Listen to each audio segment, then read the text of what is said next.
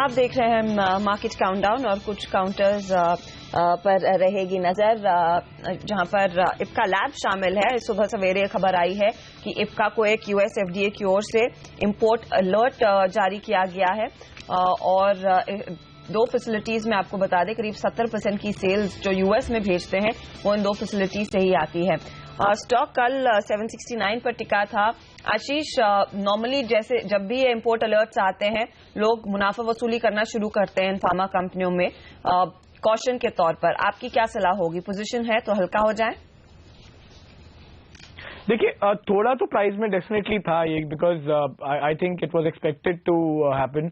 Usually जो analyst lobby होती है उसको पता होता है कि इंस्पेक्टर्स इस टाइम पे साइट पे हैं और एक सर्टन एक्सपेक्टेशन है कि कुछ इशू आ सकते हैं।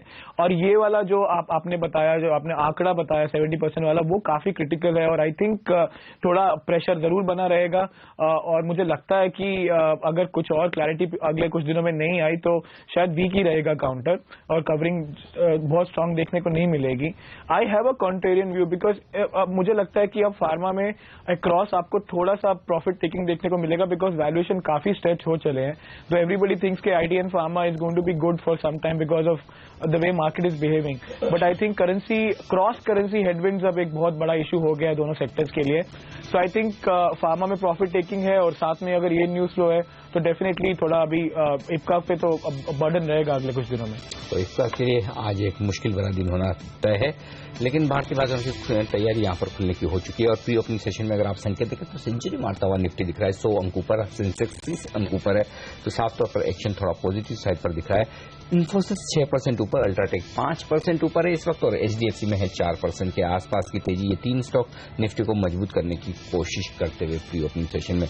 कमजोर शेयरों पर नजर डालें, कोई खास नहीं। भारतीय एयरटेल 1.5% नीचे इस वक्त आपको नजर आएगा। रुपए की चाल पर भी नजर डालेंगे, देखेंगे किस तरह की शुरुआत होती है। 6 पैसे की कमजोरी है रुपए में इस वक्त, 62 रुपए 32 पैसे के आसपास का। तो कोई खास बदलाव नहीं, फ्लैट मामूली कमजोरी के साथ करेंसी मार्केट की शुरुआत होती दिख रही। तो ये है इस वक्त का शुरुआती कारोबार का रुझान।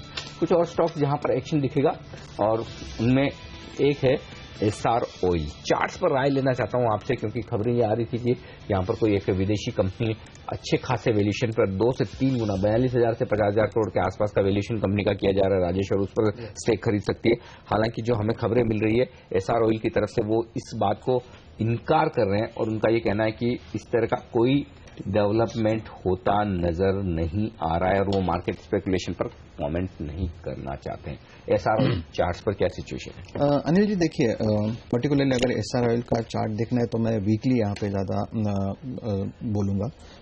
वीकली बेसिस पे अगर यहाँ पे प्राइस पैटर्न देखो तो it's a symmetrical triangle formation जिसका रेजिस्टेंस बनता है करीबन 120 के आसपास और सपोर्ट है करीबन 100 के आसपास।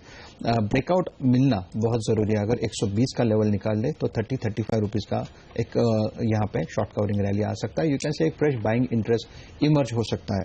तो I think following the news breakout के लिए वेट करें। अगर 120 का ब्रेकआउट आता है तो maybe you can initiate long, your stop loss will be 110 then. Okay, तो ये फिलहाल राय है कि आगे एक ब्रेकआउट पर तेजी की जा सकती है, लेकिन 110 पर स्टॉप लॉस रखना अहम रहेगा। 4% ऊपर ऑफकोर्स वो प्री ओपन मार्केट में शेयर है, लेकिन याद रखिए कंपनी ने बताया है कि ऐसी कोई बातचीत नहीं चल रही। इनफैक्ट इन खबरों का वो खंडन कर रहे हैं। दूसरे काउंटर जिनमें आज खबरों का असर देखने को मिलेगा, जीएमआर इंफ्रा आपके लिए हाजिर करेंगे। ये डायल में हिस्सेदारी लेंगी जो मॉरिशन कंपनी ने दिल्ली एयरपोर्ट में हिस्सेदारी रखी थी 64% की। 64% बढ़ जाएगी अब जीएमआर की हिस्सेदारी। नितिन, क्या आपकी सलाह होगी? जीएमआर में क्या मौका है तेजी करने का? देखिए हर्षदा, इस न्यूज पे थोड़ा बाउंस बैक हो सकता है, बट बहुत ज्यादा पॉजिटिव चार्ट्स नहीं है। और डेटा भी देखिएगा तो combine open interest current month and next month में करीब 7% कल ओपन इंटरेस्ट में एडिशन है। But cash market and future market दोनों में वॉल्यूम्स कम हुए हैं, तो मुझे लगता है कि एक हल्का बाउंस बैक हो सकता है और इसमें वो बाउंस बैक करीब आपको 16 रुपए तक के आसपास का जा सकता है। बट मेरे ख्याल से एफएनओ मार्केट में बहुत ज्यादा ट्रेडिंग अपॉर्चुनिटी मुझे जीएमआर इंफ्रा में बाई साइड में नहीं दिखाई देती। जीएमआर इंफ्रा में फिलहाल खरीदारी के मौके कम है, लेकिन केन इंडिया में क्या दिख रहा है? एक इंटरेस्टिंग खबर यहां पर आती हुई दिख रही है। हालांकि डायरेक्टली केन इंडिया से फर्क नहीं पड़ेगा नितिन, लेकिन वो ये कि एनपीएलसी जो पहले इनके प्रमोटर हुआ करती थी, इन्होंने अपनी हिस्सेदारी वेदांता ग्रुप को बेच दी। उन्होंने सरकार से मुआवजे की मांग की क्योंकि 10,200 करोड़ का जो टैक्स नोटिस सरकार ने थमाया था, इनकम टैक्स डिपार्टमेंट ने इनको केन इंडिया के शेयर बेचने के ऊपर जो टैक्स नोटिस था, तो इनका ये कहना है कि उस पर हम सेल नहीं कर पाए क्योंकि इनकम टैक्स डिपार्टमेंट ने कहा कि जब तक आप टैक्स नहीं भरेंगे तब तक आप सेल नहीं कर सकते। तो ये मामला अटका हुआ था। अब केन इंडिया का स्टॉक हमें पता है किस तरह से नीचे आ गया, तो ये इन्होंने सरकार से मुआवजे की मांग की है। हालांकि डायरेक्टली कोरिलेशन नहीं है क्योंकि ये पुराने प्रमोटर की बात है, लेकिन फिर भी सेंटिमेंटल इंपैक्ट एक पड़ता है केन इंडिया के स्टॉक को वायदा कारोबार में कैसे ट्रेड करेगा। लेकिन ये काफी कंटिन्यूअस डाउन ट्रेंड में है, इसमें कोई भी डेटा हमें पॉजिटिव नहीं मिला है और लास्ट अगर आप 6-8 महीने से देखेंगे तो इसमें हर राइज पे हमने इसमें शॉर्ट पोजीशन की सलाह दी है और अभी भी लग रहा है कि ये स्टॉक का जो नीचे सपोर्ट एरिया वो करीब 210 की रेंज में और नीचे अभी यहां से ब्रेक डाउन होता है 217 के आसपास का एक छोटा सपोर्ट आ रहा है ₹2 नीचे, वो अगर ब्रेक डाउन होता है तो 210-205 तक के लेवल्स आएंगे और इमीडिएट एक रेसिस्टेंस 225 के आसपास बनाया है।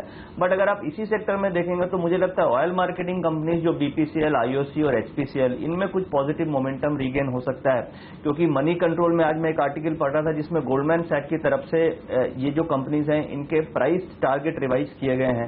जैसे बीपीसीएल में 950 या 975 के आसपास का टारगेट रिवाइज किया है गोल्डमैन ने, उसी तरीके से आईओसी में उन्होंने 400 के ऊपर के प्राइस टारगेट रिवाइज किए हैं और उन्होंने रेटिंग इंप्रूव की है। तो मुझे लगता है कि ऑयल मार्केटिंग कंपनीज में भी एक पॉजिटिव मोमेंटम हो सकता है, तो इस सेक्टर में ऑयल मार्केटिंग पे आज हम लोग फोकस कर सकते हैं। ओके, तो ऑयल मार्केटिंग कंपनी में जहां पर कल अच्छी खासी शॉर्ट कवरिंग बीपीसीएल जैसे काउंटर्स में दिखी थी, आज उधर फिर ध्यान दीजिए, इधर पैसे बनाने का मौका जरूर है। मोनेट इस्पात एक स्टॉक जहां पर कल काफी इंटरेस्टिंग मूव आया था।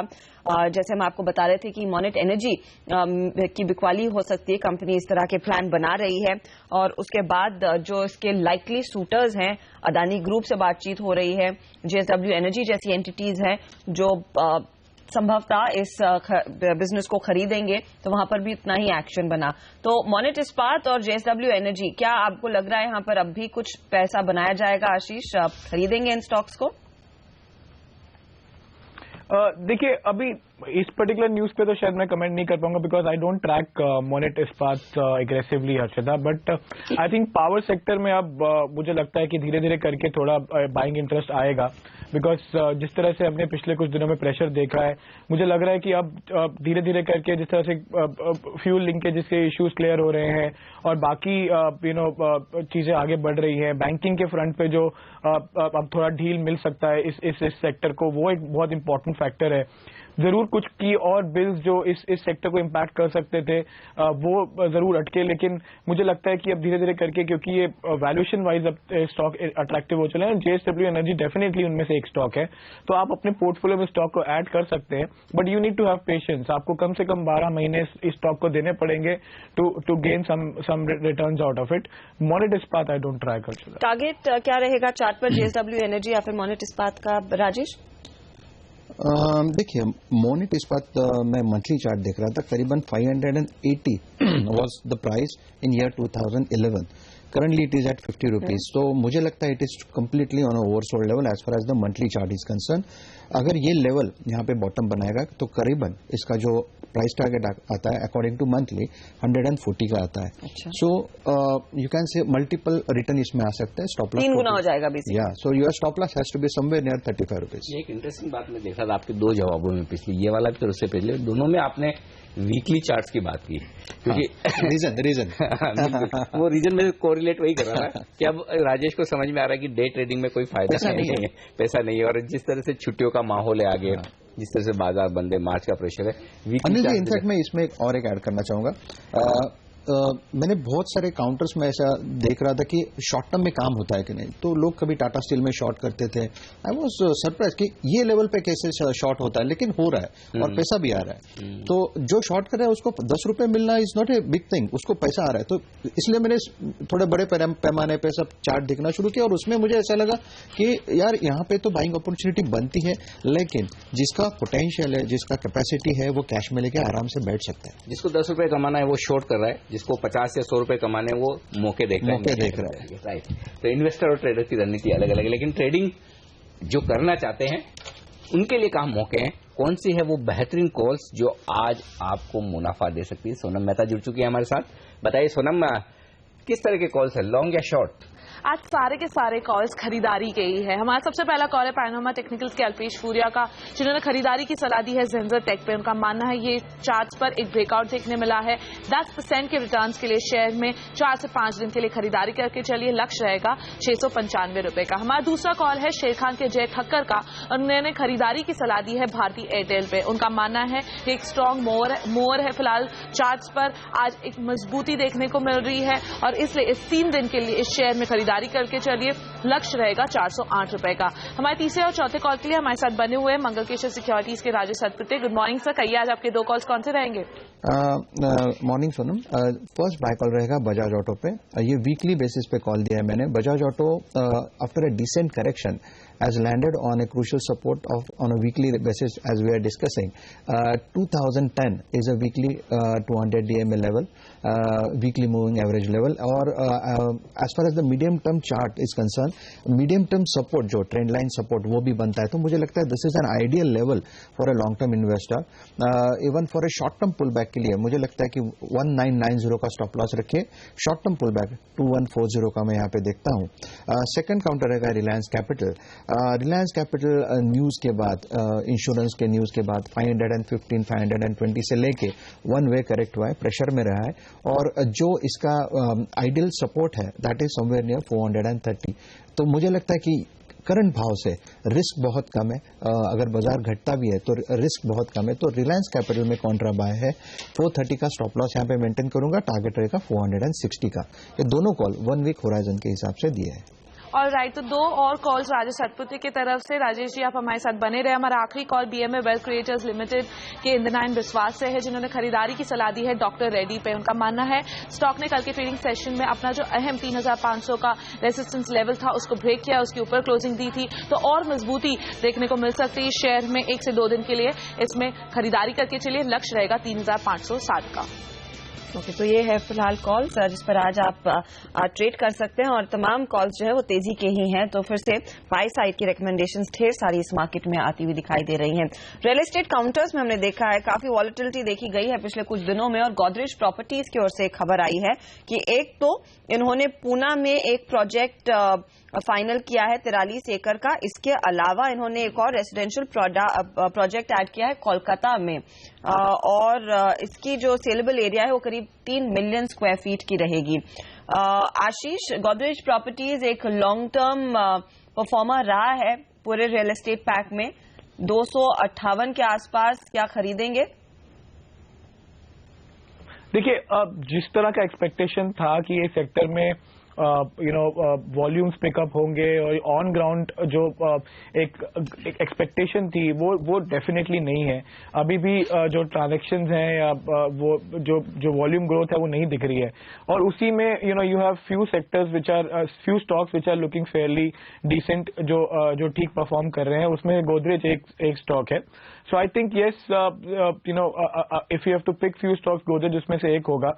बट ओवरऑल सेक्टर अभी कोई स्वीट स्पॉट पे नहीं लग रहा। आपको अगर नई इन्वेस्टमेंट करनी है तो आप गोदरेज प्रॉपर्टी अवॉइड कर सकते हैं, क्योंकि अभी मुझे नहीं लगता कि इस सेक्टर में कोई दम है। छोटे मंझोले कुछ ऐसे स्टॉक्स हैं जहां पर अभी भी अगले साल में लगता है कि एक्सपेक्टेशंस ठीक है। स्टॉक्स लाइक आशियाना हाउसिंग, ये पूर्वंकारा, ये ऐसे स्टॉक्स हैं जो मुझे लगता है कि अभी भी वॉल्यूम ग्रोथ दिखाएंगे। बट अगर आपको नई इन्वेस्टमेंट करनी है और risk of being repetitive, you can avoid this sector completely.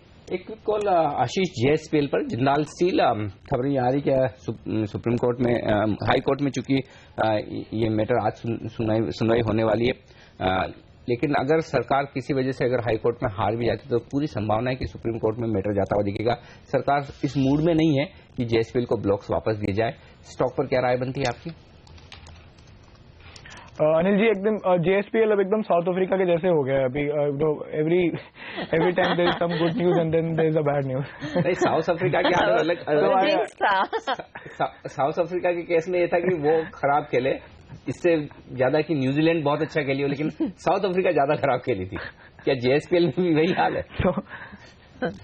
So लगा था कि चलो अभी everything is getting in line, but so I think we don't actually trade in this stock for so long now, and I think ये news और ज़्यादा negative factor लेकर आई है, और मुझे ऐसा लग रहा है कि आगे जाके कुछ भी अच्छी खबर expect करना difficult होगा, because एक log jam लगता है अब सरकार और कोर्ट के बीच में. सो आई थिंक ये थोड़ा अभी लंबा जाएगा और बहुत जल्दी कुछ क्लैरिटी आना तो संभव नहीं लग रहा है. सो आई थिंक अवॉइड ही करना चाहिए. I don't think that there is, अगर हुआ भी तो I don't think there is too much of upside in this stock. Rajesh, JSPL देखिए, मुझे पर्टिकुलरली लगता है कि JSPL न्यूज़ के चलते प्रेशर में है, लेकिन JSPL का जो टेक्निकल ब्रेकआउट लेवल है that is somewhere near 140 to 145. That was the neck line. I was never expecting कि JSPL फिर से 144 आएगा, क्योंकि उसने उसका लेवल वो पार किया था. तो मुझे लगता है कि फिलहाल के लिए काउंटर 140 के आसपास ही बेस सेटल करेगा. इससे ज्यादा मुझे निगेटिव इसमें नहीं दिखता. कॉन्ट्रा बाय करना है कि नहीं, वो अभी तक जनरेट नहीं हुआ, और इनफैक्ट न्यूज के चलते प्रेशर बहुत है, सप्लाई ज्यादा है. जा सकती है कि नहीं purely on A short term basis, या क्योंकि न्यूज निगेटिव है, उसमें प्रेशर बना रहेगा.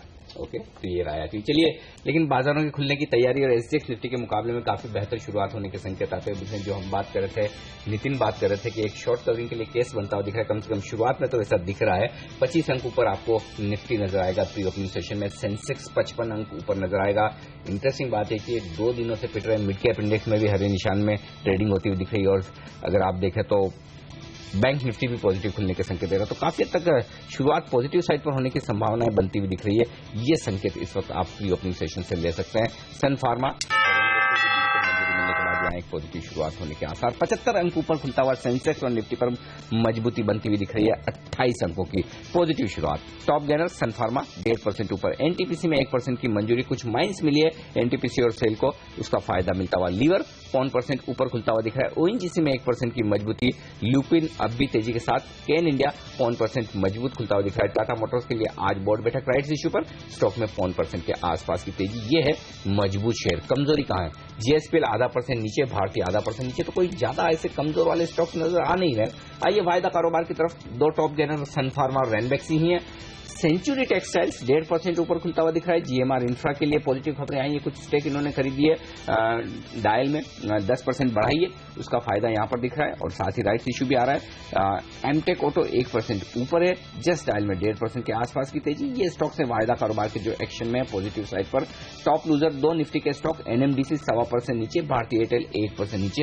ये है रुझान. बाजार सेटल होते हुए 8,500 के ऊपर निफ्टी पर, और यहां पर सेंसेक्स में 60 अंकों की मजबूती. लेकिन एक्शन मिड कैप और स्मॉल कैप शेयरों में काफी, और खासतौर से जहां पर खबरें हैं. हर्षदा, कहां नजर है आपकी? हाँ, अनिल, यहाँ पर गोदरेज प्रॉपर्टी सबसे पहले हाजिर करेंगे. 261 के आसपास के लेवल्स. 4% ऊपर खुला है शेयर. जैसे हम आपको बता रहे थे, नई प्रॉपर्टीज ऐड कर रहे हैं. तो पूना में नया प्रोजेक्ट कमीशन हुआ है. दूसरी तरफ कोलकाता में भी कुछ रेजिडेंशियल प्रोजेक्ट कमीशन होते हुए, तो 4% की तेजी. मोनेट इस्पात, जिसकी हम चर्चा कर रहे हैं, उसमें भी 3% तक की तेजी बनती हुई दिखाई दी. इप्का की धुलाई हो रही है. इप्का का काउंटर 9% से ज्यादा टूटा है. जैसे हम आपको बता रहे थे, इनके 2 फैसिलिटीज प्रीतमपुर और सिलवासा, मेरे ख्याल से वहां पर USFDA का अलर्ट आया है. जनवरी के महीने में रतनाम की जो यूनिट थी, उस पर USFDA का बैन आया था. तो लगातार नेगेटिव न्यूज फ्लो आता हुआ इस कंपनी के लिए पिछले 2-3 महीनों में, और वो स्टॉक फिर से पिटता हुआ 690 पर आ चुका है. दूसरे काउंटर जहां पर हमने देखा आज कुछ बड़े मूव्स देखे जा रहे हैं, तो गुजरात पिपावाव में तेजी आई और हैवी वॉल्यूम्स पर यह स्टॉक भागता हुआ. काउंटर करीब 2% ऊपर है आज के ट्रेड में. इसके अलावा देखिए, DB रियल्टी में भी थोड़ी सी खरीदारी का मूव बनता हुआ दिखाई दिया है. सुबेन लाइफ साइंसेज ये काउंटर है जहां पर करीब 2% तक की तेजी बनती हुई दिखाई दी है. कुछ और स्टॉक्स जहां पर हमने देखा था, फंड एक्शन अच्छा खासा बनता हुआ कल के सत्र में दिखाई दिया था. अहमदनगर फोर्जिंग्स करीब 1%, 1.5% तक की तेजी इस काउंटर में देखी गई है.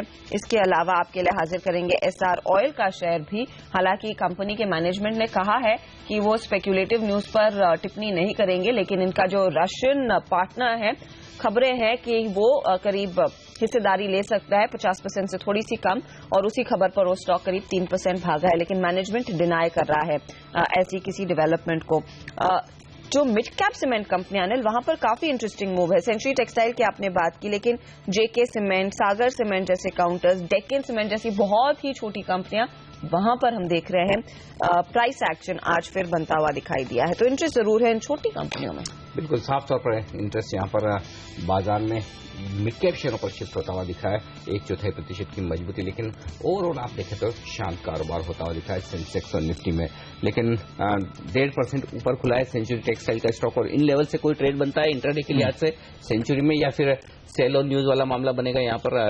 राजेश चार्ट्स क्या कह रहे हैं? नहीं अनिल जी, मुझे लगता है कि सेंचुरी में मोमेंटम रहेगा। इनफैक्ट थोड़ा सा गैप अप हुआ है, तो 560 will be the ideal level. अगर मॉर्निंग सेशन में थोड़ा हल्का करेक्ट होता है 560 के आसपास, तो डेफिनेटली एक कॉन्ट्रा कॉल यहाँ पे बनता है। 560 के आसपास, 560, 562 के आसपास लॉन्ग करिए, 555 का स्टॉप लॉस रहेगा। और जैसे कहा कि अपसाइड में मुझे लगता है कि 580, 590 के टारगेट ये एक्सपायरी में आ सकते हैं, तो century is a contra buy. Okay, तो एक कॉन्ट्रा बाय सेंचुरी टेक्सटाइल में। लेकिन सन फार्मा और रैनबैक्सी, वहां पर हम देख रहे हैं कि प्ले काफी ज्यादा एक्टिव हो गया, वो तमाम अप्रूवल्स मिल गए हैं उस मर्जर को। बेटर ट्रेड कहां है नितिन? क्या सन फार्मा पर ही दाव हो? 1057 पर कारोबार कर रहा है शेयर। देखिए अर्षदा, प्राइस का जो मूवमेंट है सन फार्मा और रैनबैक्सी दोनों एग्जैक्टली मिरर इमेज है, यानी प्राइस की जो मूवमेंट है 99% कॉरेलेटेड है।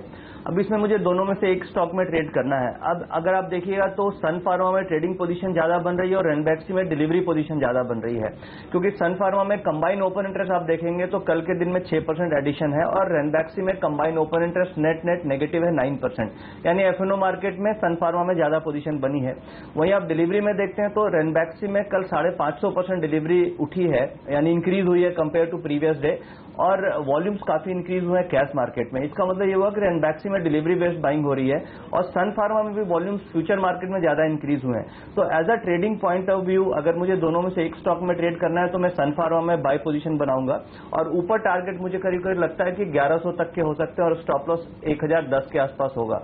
और अगर मुझे एक आध महीने के हिसाब से स्टॉक लेना है तो रैनबैक्सी में बाय करना चाहिए। इसमें टारगेट आपको करीब करीब 860 रुपए तक के हो सकते हैं, और स्टॉप लॉस करीब 790 के आसपास का होगा। ओके, और इस बीच कुछ बड़े सौदे होते दिख रहे हैं, इन पर आपकी नजर होनी चाहिए। गोदरेज प्रॉपर्टीज की जो बात आप कर रही थी हर्षदा, बड़ी तेजी की वजह यह है कि यहाँ पर एक बड़ा सौदा होता दिख रहा है। गोदरेज प्रॉपर्टीज के अकाउंट पर 2.25% की हिस्सेदारी बदली, और ये हिस्सेदारी काफी बड़ी कही जा सकती है। 2.25% स्टेक बदलना गोदरेज प्रॉपर्टी का लगभग 35,10,000 शेयरों का कारोबार हुआ है, तो बड़ा ट्रेड होता हुआ दिखा है। 258 रुपए 30 पैसे पर बीएसई पर यह ट्रेड हुआ है। तो कुछ पॉजिटिव खबरें जो इनके लॉन्चेस को लेकर हैं, और साथ ही बड़ा सौदा यहां पर वॉल्यूम के लिहाज से 2.25% की हिस्सेदारी, और यही वजह कि गोदरेज प्रॉपर्टी का स्टॉक जबरदस्त उछाल दिखाता हुआ 6-6.5% की मजबूती। लेकिन कुछ और स्टॉक्स जहां पर एक्शन जबरदस्त है, और उनमें एक है सौराष्ट्र सीमेंट। यहां पर काफी भारी भरकम सौदा होता दिख रहा है। बीएसई पर है ये स्टॉक, और बीएसई पर एक बड़ा सौदा 9% हिस्सेदारी सौराष्ट्र सीमेंट की यहां पर बदलती हुई दिख रही है। ये स्टॉक आपके सामने हाजिर करेंगे। 48 लाख शेयरों का कारोबार यहां पर होता हुआ दिखा है सौराष्ट्र सीमेंट के काउंटर पर, और 55 रुपए 25 पैसे पर ये ब्लॉक डील होती हुई दिख रही है, बड़ा सौदा होता दिख रहा है। तो एक बड़ा वॉल्यूम बीएसई पर सौराष्ट्र सीमेंट में भी होता हुआ नजर आ रहा है, जिस पर आपकी नजर होनी चाहिए। यहां पर भी बड़ा कारोबार साफ तौर पर नजर आ रहा है। एक और स्टॉक गुजरात पिपावा, जिसकी आप जिक्र कर रहे थे कि स्टॉक में एक्शन दिख रहा है, उस एक्शन की वजह यहां पर अब सामने आती दिख रही है। 18 लाख शेयरों का एक बड़ा सौदा होता दिखा है, लगभग 0.37% हिस्सेदारी गुजरात पिपावा की भी यहां पर बदलती हुई दिखी है। बीएसई पर 247 रुपए पर यह एक्शन होता हुआ दिखा है, और यहां पर भी आप देख सकते हैं वॉल्यूम और प्राइस दोनों ही एक्शन गुजरात पिपावा में भी होते हुए दिख रहे हैं। तो ये स्टॉक्स हैं जो एक्शन में। एक क्विक चेक यहां पर लिया जाए गुजरात पिपावा के चार्ट्स। राजेश, क्या अपसाइड और बाकी है यहां पर? ये अनिल जी, मुझे लगता है कि पर्टिकुलरली अगर आप देखो तो काउंटर में स्ट्रेंथ ही है। काउंटर ने 230 के आसपास बेस बनाया है। यहाँ पे एक माइनर हर्डल है 260 का, अगर वो भी निकाल दे तो इसका जो पोटेंशियल टारगेट बनता है वो है करीबन 285 का। तो 260 का लेवल आज के लिए इंपॉर्टेंट है, अगर वो निकाल दे तो 285 का लेवल आप देख सकते हो। ओके, यहाँ पर मौका जरूर दिख रहा है चार्ट पर भी। लेकिन आशीष, ये जो छोटी सीमेंट कंपनियां हैं जिनमें हरकत देखने को मिल रही है, ऑफकोर्स सेंचुरी टेक्सटाइल की हम पहले भी चर्चा कर रहे थे, क्या यहाँ पर आपको अपॉर्चुनिटी दिख रही है? क्या सौराष्ट्र सीमेंट जिसकी हम बात कर रहे थे, अनिल ने कहा यहाँ पर बड़ी ब्लॉक डील हुई है, दूसरे छोटे प्लेज में भी हम देख रहे हैं तेजी हुई है आज। या जैसे मैंने आपको अर्शदा पहले बताया था कि जिस तरह से अभी स्टेबिलिटी दिख रही है सीमेंट प्राइसेस में और नई कैपेसिटीज अब थोड़ा सा वहाँ पे हेडविंड्स है, तो क्लियरली कुछ जो रीजनल स्ट्रांग प्लेयर है वहाँ पे फायदा होगा।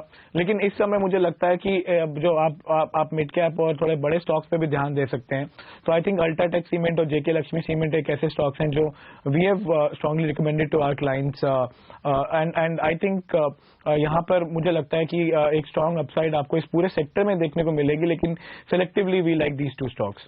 काफी स्पेसिफिक्स पर जोर दे रहे हैं अल्ट्राटेक और जेके लक्ष्मी के साथ ही रहेंगे आशीष, जहां पर उनको लग रहा है लॉन्ग टर्म रिटर्न मिलेंगे। लेकिन सौराष्ट्र सीमेंट जहां पर वो बड़ी डील हो रही है, क्या राय है? अर्शदा, मुझे लगता है कि काउंटर में स्ट्रेंथ है, 40-44 के आसपास इसने बेस बनाया था और वहां से लेके एक्सपर्ट है। Maybe sell on news एक न्यूज बेस, यहाँ पे थोड़ा बहुत प्रॉफिट बुकिंग आ सकता है, लेकिन इसका जो पोटेंशियल टारगेट है that is somewhere near 60-61। So you can say अगर यहाँ पे आज करेक्शन भी आता है तो 50-51 के आसपास अगर 1-2 दिन में अगर सेटल होता है then that will be a buying opportunity for a short term target of 60। लेकिन यहाँ पर हर्षदा एक बात जो हमें व्यूअर्स को बतानी चाहिए वो ये कि मार्च के महीने में कई सारी बड़ी ब्लॉक डील्स होती है, खासतौर से आखिरी हफ्ते में। तो इन ब्लॉक डील्स में जरूरी नहीं है कि कोई बड़े फंड से खरीदारी कर रहे हो या बड़े फंड से बिकवाली कर रहे हो। कई बार इंटर प्रोमोटर ट्रांसफर भी होते हैं जो टैक्सेशन के एंगल से या बुक्स के एडजस्टमेंट के एंगल से होते हैं। तो फाइनली जब आप एक निवेश का कॉल लें किसी भी स्टॉक पर, तो वो फिर आप ब्लॉक डील में नाम देख कर लें कि क्या ये वाकई में कोई फंड की एंट्री या एग्जिट है या फिर सिर्फ प्रमोटर्स के बीच में एडजस्टमेंट होता हुआ दिखा है। तो ये जरूर ध्यान रखना चाहिए। चलिए, वक्त है हमारे तीनों ही एक्सपर्ट से विदा लेने का। राजेश सातपुते, आशीष कुकरेजा और नितिन मुरार का शुक्रिया आपका हमारे लिए वक्त निकालकर आज बाजार और सारे शेयरों पर अपनी राय हमारे साथ शेयर करने के लिए। लेकिन भारतीय बाजार पर दिग्गज एफआई ब्रोकरेज हाउस CLSA ने जताई है चिंता। करेंगे डिटेल में बातचीत, हमारे साथ जुड़ेंगे मार्केट एक्सपर्ट अजय बग्गा इस ब्रेक के बाद।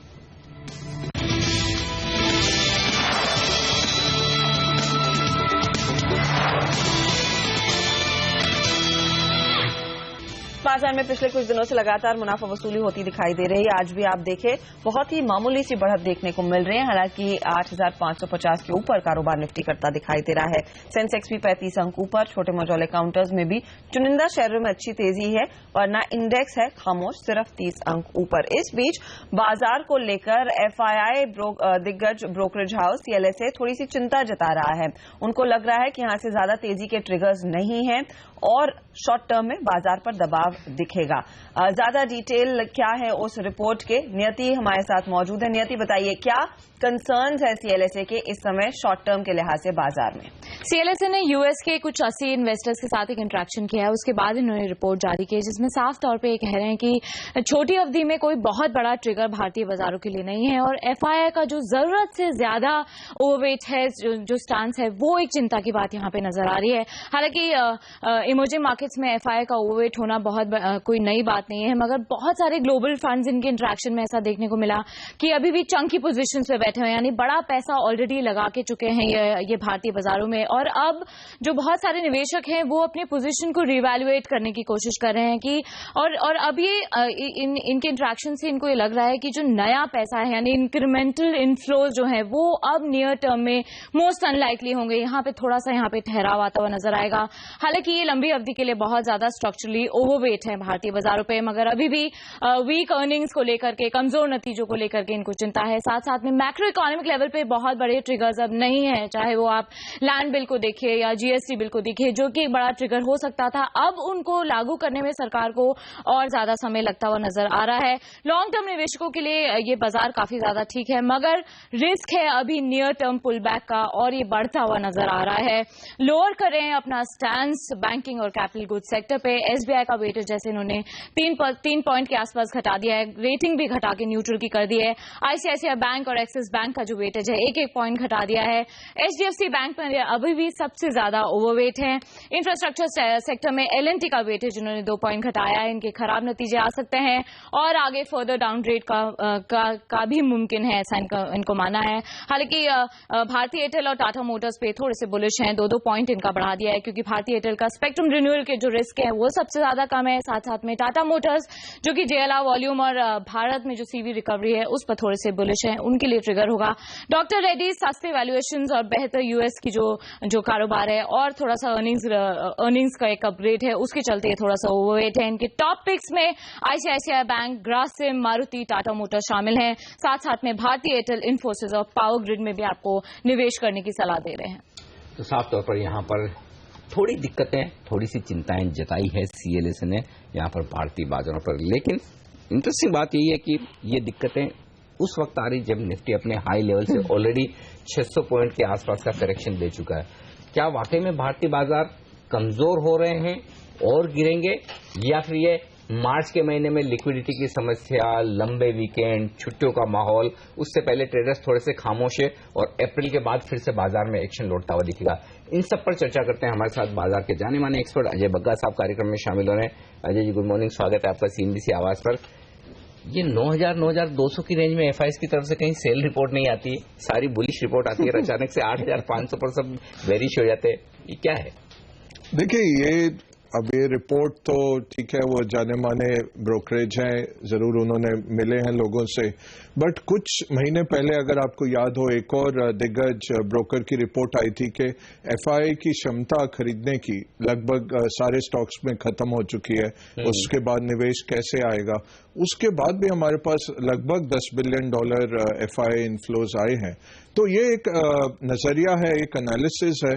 ये 3-4 चीजें देखिए। एक तो सर्च फॉर यील्ड जो है दुनिया भर में, जापानीज हो, यूरोपियन हो, US अगर थोड़ा बहुत रिवर्स भी होता है वो इतना तेजी से रिवर्स नहीं होगा। दूसरा, जो इक्विटी का पैसा है वो हमें आ रहा है, बॉन्ड्स में जो पैसा आता है हमें वो ग्लोबल दरों से बहुत कम है। नियरली $1.2 ट्रिलियन का फ्लो है इमर्जिंग मार्केट्स में, जिसमें से हमें क्या मिलता है 40 बिलियन 45 बिलियन, तो 4% भारत को मिलता है। इक्विटी फ्लोज में हमारा हिस्सा बड़ा है।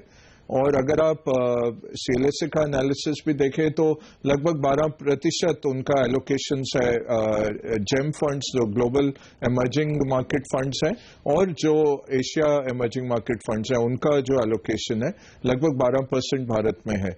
तो वो जो मार्केट का साइज देख के और जो लिक्विडिटी है मार्केट में, ये बहुत 2008 में लोगों ने देखा कि भारतीय मार्केट से फिर भी वो एग्जिट कर पाए। काफी मार्केट्स में, थाईलैंड में, ऐसे मार्केट्स में वो अटक गए थे। तो और करेंसी स्टेबल है, तो काफी चीजें हमारे लिए पॉजिटिव भी हैं। हमें नहीं लगता कि इतना FIs का कुछ बवाल है। दूसरा है, FIs एक होमोजीनियस सेगमेंट नहीं है। उसमें आपके पास पेंशन फंड्स भी हैं जो 20-20 साल के लिए इन्वेस्ट कर रहे हैं, उसमें ये मोमेंटम ट्रेडर्स भी हैं, मार्केट न्यूट्रल्स भी हैं, हेज फंड्स हैं जो लेवरेज पोजीशन लेके आते हैं और तेजी से निकलते हैं। तो FIs को आप एक तरीके से एक होमोजीनियस ग्रुप में नहीं कर सकते। FIs बड़े हैं, भारतीय मार्केट में 500 बिलियन की उनकी होल्डिंग्स है, बट ऐसा नहीं है कल को FIs चलेंगे तो आपको 5 बिलियन निकलता दिखेगा भारत से। वो मुझे नहीं लगता होते। वो निकलेगा भी तो जब जापानी इन्वेस्टर या यूरोपियन इन्वेस्टर्स, उनकी उम्मीद है कि आप और एलोकेशंस देखेंगे। और ये देखा हमने, डिमांड सप्लाई इकोनॉमिक्स का है कि अगर सप्लाई ज्यादा नहीं है, डिमांड है, तो कीमतें बढ़नी चाहिए। उल्टा हमें ये डराया जाता है हर वक्त के FIs का लिमिट लग गया है तो अभी और नहीं बढ़ेगा स्टॉक। उल्टा वो बिडअप भी हो सकता है कि और खरीदार आएंगे एट अ हायर वैल्यूएशन। ये मैं एक ऑप्टिमिस्टिक एक ट्विस्ट देना चाहूंगा। यहाँ पर इन्होंने ऑफ कोर्स इस रिपोर्ट में रिफॉर्म्स पर जो मुद्दा उठाया है, उन्होंने कहा है कि मैक्रो ट्रिगर्स में जो लैंड एक्विजिशन बिल था, जिसकी पास होने की पहले बहुत ज्यादा एक्सपेक्टेशन थी, उम्मीद थी, वो अब टलता हुआ दिखाई दे रहा है। वो क्या एक सिर्फ बिल क्या पूरे मूड को बिगाड़ सकता है? क्योंकि CLSA को लग रहा है वही एक डैम्पनर रहेगा, उसी से यहाँ पर बाजार में दबाव आएगा, FIs निराश हो रहे हैं। देखिए, अगर आप गिनना चाहें, अच्छी चीजें गिने तो देखिए जैसे कोल ब्लॉक एलोकेशन आ रहा है, जिस तरह का पैसा सरकार के पास आएगा और जिस तीव्रता से सरकार बढ़ रही है। अब आज एक निजी क्षेत्र के पावर कंपनी ने बोला कुछ महीनों में हम शुरू कर देंगे उत्पादन। सरकारी पावर कंपनियों को कोल ब्लॉक एलोकेट हो रहे हैं। ये काफी चीजें अच्छी भी हो रही हैं। माइनिंग बिल जो पास हुआ पिछले हफ्ते, उससे ना केवल माइनिंग बढ़ेगा, आपका सीवी साइकिल रिवाइव होगा। जो सीवी को फाइनेंस करते हैं वो कंपनियां रिवाइव होंगी। ये जरूर है कि जो कंपनियां माइंस पे बैठी थी और कुछ नहीं कर रही थी, या जो इनऑर्डिनेट प्रॉफिट कमा रही थी माइंस से, उनको क्षति होगी। तो ये कहना कि सिर्फ लैंड बिल से सब कुछ रुक जाएगा, मैं नहीं मानता। बहुत चीजें हैं जो सरकार के हाथ में भी हैं, और जैसे अब रोड्स का बोल रहे हैं कि पहले हम लैंड क्लियरेंस 80% देंगे, तब हम ईपीसी कॉन्ट्रैक्ट देंगे, पीपीपी नहीं करेंगे। तो काफी तेजी से सरकार बढ़ रही है काफी मुद्दों पर, और बहुत ही ये इतना बड़ा कंट्री है, इतना आसान नहीं है सरकार के लिए भी इतना तेज मूव करना। मार्केट पहले मूव कर जाते हैं, और पिछले साल मार्केट ने हमें बहुत अच्छे रिटर्न्स दे दिए। तो शायद जो भी रिएक्शन आना था इस डिले का, वो आ चुका है बाजार में, और गिरावट उस लिहाज से नहीं आएगी। डिले के कारण हर्षदा नहीं है, ये ग्लोबल लिक्विडिटी के कारण आएगी करेक्शन। डिले के कारण या भारतीय मैक्रो के कारण मेरे को नहीं लगता इतनी कुछ अभी गुंजाइश है। एक और बात जो लोग मान रहे हैं, जनरली मार्च के महीने में लिक्विडिटी की समस्या होती है, ट्रेडर्स अपनी पोजीशन हल्की करते हैं, ब्रोकर्स भी कहते हैं कि थोड़ा कम रखो एक्सपोजर, सामने छुट्टियां ढेर सारी है, 3, 4, 5, 6 मेरे ख्याल से 4 दिन छुट्टी है। उसके अलावा पहले को 1 अप्रैल से 5 अप्रैल तक काम ही नहीं है, काम ही नहीं सब बैंक्स बंद है। और ये टिपिकल अप्रैल का महीना है जब छुट्टियों का माहौल है। तो क्या इस कमजोरी में, इस महीने में जो ये कैश मार्केट के अच्छे स्टॉक करेक्ट इसी वजह से हो रहे हैं? दूसरा ब्रोकर कह रहे हैं कि लंबी छुट्टियों के पहले ज्यादा पोजीशन देंगे नहीं, मार्जिन ज्यादा चाहिए। क्या ये समझा जाए कि ये खरीदने का मौका है अप्रैल 2nd वीक से फिर से फुल फ्लैज एक्शन मार्केट में लौटता हुआ दिख सकता है? वो नहीं कहूंगा अनिल जी, मैं यही कहूंगा कि अर्निंग्स का एक री रेटिंग आना है भारत में। अभी भी अगर आप देखें, री रेटिंग और डी रेटिंग? डी रेटिंग तो री मतलब कि लोअर तरफ, डी रेटिंग बेटर टर्म है। तो ये क्वार्टर के नतीजे खराब आने वाले हैं। कल ये भी आया एक एनालिसिस के जो ऑयल कंपनीज हैं उनके इन्वेंट्री लॉसेस जारी रहेंगे इस क्वार्टर भी, वो काफी बड़ा एक अमाउंट है। तो एडवांस टैक्स नंबर्स देखें तो अच्छे नहीं है। तो ये कोई गणित की जरूरत नहीं है कहने के लिए कि ये तिमाही के नतीजे खराब आएंगे, उससे एक डी रेटिंग आएगा। मेरे को लगता है कि यहां से मार्केट और 5% नीचे जा सकता है, वो खरीदारी का टाइम अच्छा रह सकता है। दूसरा, पेशेंट रहना पड़ेगा क्योंकि ये रिकवरी थोड़ी स्लो है। अभी ग्लोबल फैक्टर्स ज्यादा हावी हैं भारतीय मार्केट्स पे, तो वो फेड लेके इस तरह की जो खबरें आती रहती हैं। अब ग्रीस का कह रहे हैं अप्रैल 20 तक ही उनके पास पैसा है, वो कैसे वर्कआउट होता है वो हो जाएगा, बट दोनों साइड्स बहुत स्ट्रांग पोजीशंस लेके बैठे हैं। जून तक आप देखेंगे कि ग्रीस का भी एक सेटलमेंट हो जाएगा ईदर वे, बट वो निकलेंगे नहीं यूरो से। बट उसके चलते मार्केट में वॉलेटिलिटी बरकरार रहेगी। तो बहुत मुश्किल मार्केट हो गया है, लास्ट ईयर की तरह आसान मार्केट नहीं है। तो इसमें आप 2-3 तरीके से इन्वेस्ट करें। एक तो लॉन्ग टर्म के लिए अच्छे स्टॉक्स अगर आपको अच्छे लगते हैं, वो अभी भी अच्छा मौका है। आपको यहां से 5% नीचे भी जाएं स्टॉक्स, कोई बुराई नहीं।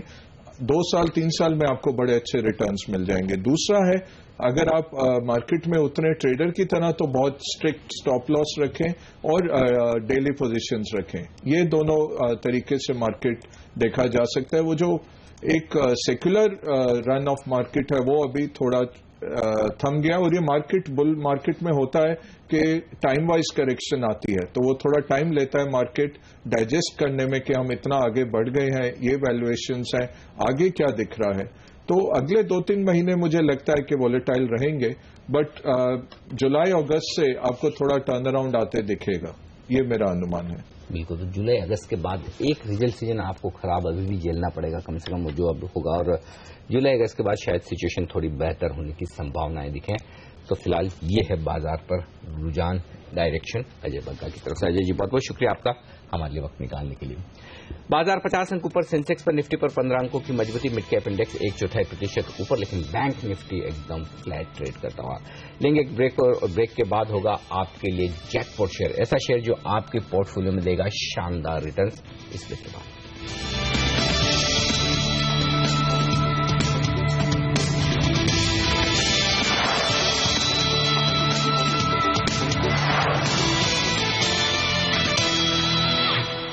आप देख रहे हैं पहला सौदा सीएनबीसी आवाज पर। बाजार में हमने देखा एक मामूली सी बढ़त देखने को मिल रही है, 50 अंकों पर सेंसेक्स 8550 पर स्टेबल निफ्टी समय कारोबार करता हुआ। लेकिन ऐसे बाजार में लॉन्ग टर्म के लिहाज से अच्छे खासे स्टॉक्स दिख रहे हैं जहां पर आपको जैकपॉट रिटर्न्स मिलेंगे, और इसी पर हम आपके लिए पेश कर रहे हैं सीएनबीसी आवाज की एक खास सीरीज जैकपॉट शेयर। चलते मेरे सहयोगी वरुण दुबे के पास।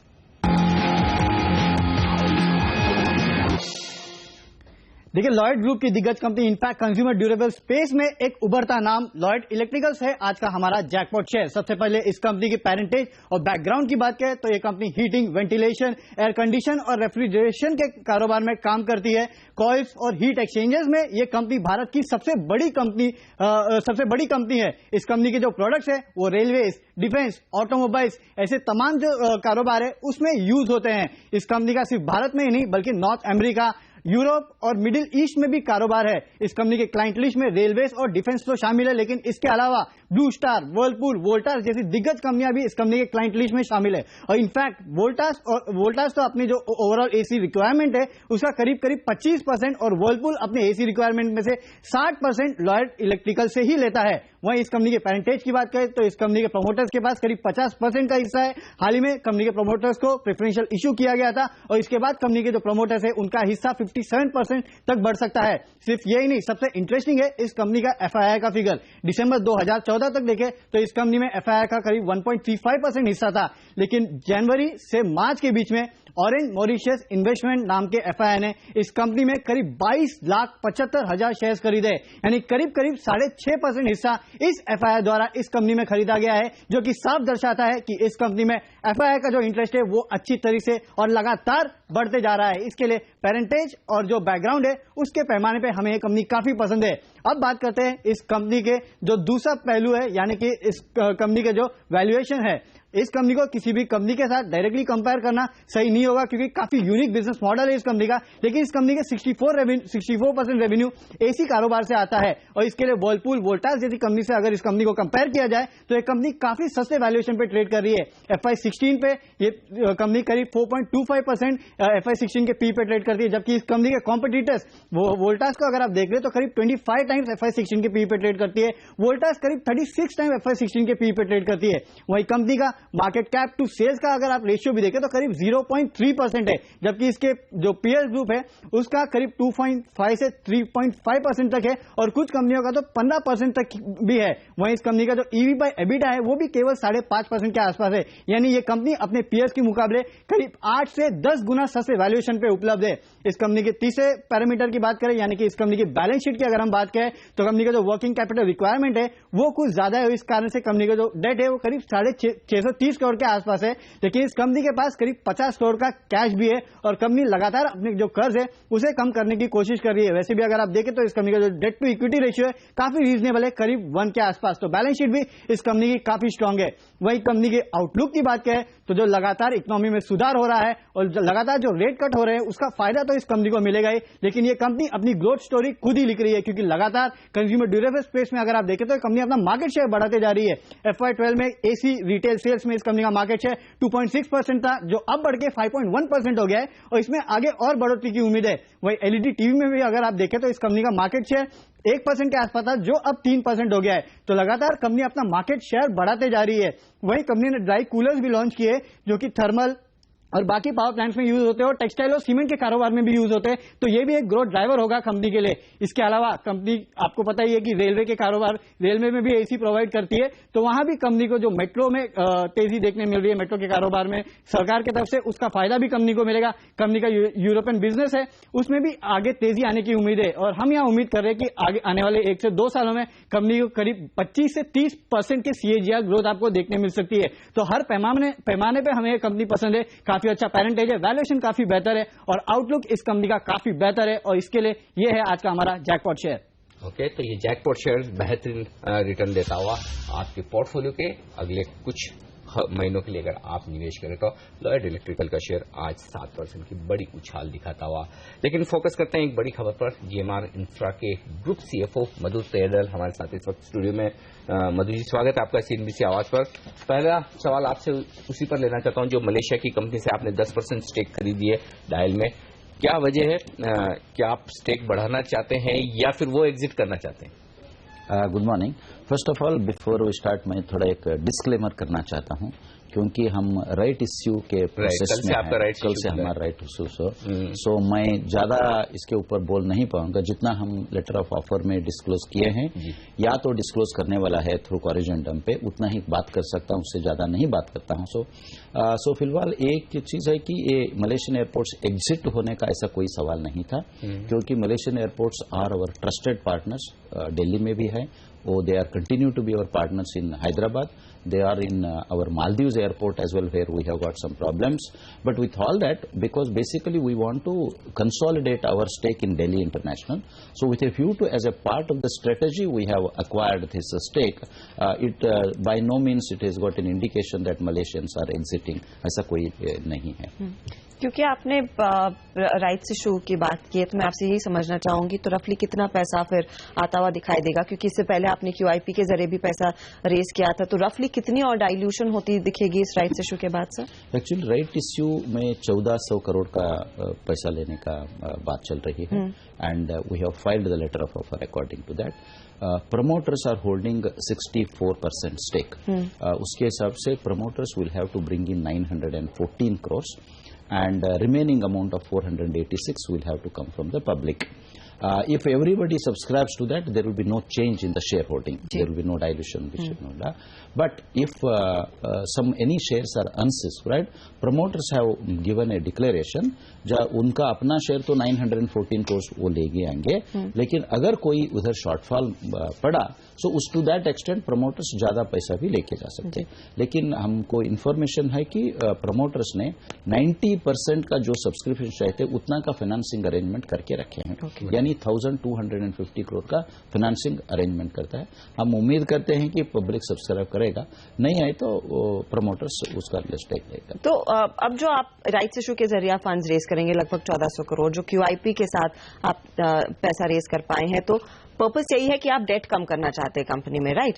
तो इस साल के अंत तक, of course I am talking about the next financial year also, sir, कितना कर्ज कम होगा? क्योंकि अब तक बुक्स पे 3500 करोड़ का कर्ज है, तो कितना कम करने का इरादा है? हमको एक्चुअली कुल मिला के कम से कम 40 से 50% कम करने का इरादा है। एक्चुअली QIP में हम जब ले थे तब भी हमने वही बोला था, लेकिन क्या हो गया, थोड़ा सा because of the coal and gas resolution got late, so इसलिए से QIP का substantial money it went to fund the equity and into the companies. So अभी छत्तीसगढ़ का पूरा 97% इवन प्रोजेक्ट भी कंप्लीट हो गया है, उसमें और थोड़ा सा इक्विटी डालना पड़ेगा, अदरवाइज हमारा पूरा कैपेक्स तो कुछ भी नहीं है और डेट ज्यादा बढ़ने का संभावना भी नहीं है। सो इसीलिए अभी 1400 करोड़ का जो राइट्स इश्यू करेंगे वो तो डेफिनेटली करेंगे, और जहां तक हमने पब्लिकली भी डिस्क्लोज किए हैं, काफी डाइवेस्टमेंट प्रोसेस और पूरा अदर फंड रेजिंग ऑल्सो भी प्लान्स हमारे रिपोर्ट है। कुल मिला के कम से कम 2500 से 3000 करोड़ का टोटल डेट कम करने का प्लान करेंगे। मतलब सर ये बताएं कि राइट्स इश्यू की प्राइस कितनी रखी है? शायद अप्रैल 15 रुपए में, अप्रैल फर्स्ट वीक में ये बंद हो रहा है, 7 अप्रैल, अप्रैल 8 को, 8 अप्रैल को कल खुला है, अप्रैल 8 को राइट हो जाएगा। ये बताएं कि ये जो आपने मलेशिया वाले आपके पार्टनर से जो स्टेक खरीदी, क्या उसमें जो 490 करोड़ या जो भी जाना है वो भी इस राइट्स इश्यू के पैसे से आप उन्हें देने वाले हैं या अलग अरेंजमेंट? वो तो बिकॉज उधर तो पैसा हमको आने का नहीं है। वी हैव GMR एयरपोर्ट्स ये शेयर खरीद रहा है, उधर GMR एयरपोर्ट्स ऑलरेडी फाइनेंसिंग का अरेंजमेंट कर लिए हैं, सो उधर से पैसा कोई अरेंजमेंट नहीं है, और ये राइट्स इश्यू भी उसको नहीं जाएगा। ये राइट इश्यू में 1400 करोड़ में कम से कम 1200 करोड़ डेट कम करने भी लगेंगे। हमको कोई ये पैसा उसके लिए एक्विजिशन पे हम नहीं यूज करेंगे। आपने छत्तीसगढ़ के प्लांट के लिए जो कोल ब्लॉक एक्वायर किया है, अब ज्यादातर जानकार कह रहे थे कि बहुत अग्रेसिव प्राइसिंग हुई है, महंगा है। हाँ, बहुत महंगा है। तो आपके कॉस्ट एनालिसिस क्या है और कितना ये फिर आपके लिए लुक्रेटिव साबित होगा? मेरे ख्याल से वो एनालिसिस ठीक नहीं है, हमारा बिड अग्रेसिव नहीं है। 6 बिड्स में ours was the lowest, ours was only 43 paisa it translates, including mining cost, everything which we will not be able to pass on, that is only 43 paise, but all others the lowest that is coming is only 57 paise.